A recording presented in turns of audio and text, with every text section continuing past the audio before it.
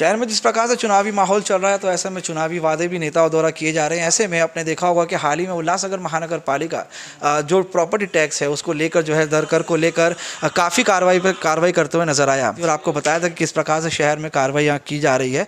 तो उसके बारे में अब अधिक जानकारी इस तरीके से आ रही है कि जो अभय योजना की घोषणा की गई थी वो अभय योजना जो है नहीं की जाएगी, जिससे थोड़ी बहुत राहत नजर आ रही थी, लेकिन अब जो है वो अभय योजना नहीं की जाएगी। देखिए, अभय योजना जो है उसका मतलब हमारे यहाँ जो अभय योजना है वो ऐसी होती है कि 2% जो पेनल्टी है टैक्स के ऊपर, अगर आपको विहित कालावधि में आप टैक्स नहीं भरते हो तो हर महीने उस टैक्स पे आपका जो डे टैक्स है उसके ऊपर 2% लगाया जाता है पेनल्टी।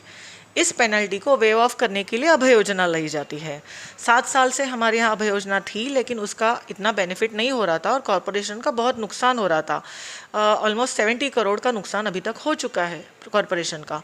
उस हिसाब से प्रशासन का कहना था कि ये अभय योजना नहीं लानी चाहिए, लेकिन अभी कुछ कॉरपोरेशन के मेंबर्स ने ये सब्जेक्ट हाल ही में 20 जनवरी को जो महासभा हुई वहाँ पे अशासकीय सब्जेक्ट प्रस्ताव करके लाया था और उसको उन्होंने पारित भी किया था। लेकिन आपको भी पता है कि अशासकीय ठराव जो होता है या प्रस्ताव होता है वो कॉरपोरेशन पे बाइंडिंग नहीं होता है, क्योंकि और अगर करना भी है तो वो उससे कॉरपोरेशन का नुकसान या नफ़ा ये देख के ही हमें तय करना पड़ता है एडमिनिस्ट्रेशन को। तो प्रशासन ने और ऑनरेबल कमिश्नर सर ने भी हमने उसके ऊपर बहुत रिसर्च किया कि अभय योजना के फ़ायदे क्या है और उसके नुकसान कितने हैं। तो हमें नुकसान ज़्यादा दिखाई दिए, तो उस तरीके से और दूसरी बात ये भी है कि अभय योजना लाने के पूरे अधिकार ऑनरेबल कमिश्नर सर को ही है, आयुक्त को ही होते हैं। तो उसके हिसाब से अगर ये ठराव इम्प्लीमेंट करने जैसा नहीं है तो हम उनको विखंडन के लिए भेजा जाता है नगर विकास विभाग को। तो अभी उस हिसाब से ये जो ठराव हुआ है वो महापालिका का जो एक्ट है उसका जो सेक्शन 451(1) के अनुसार विखंडित करने के लिए नगर विकास विभाग को भेजा गया है।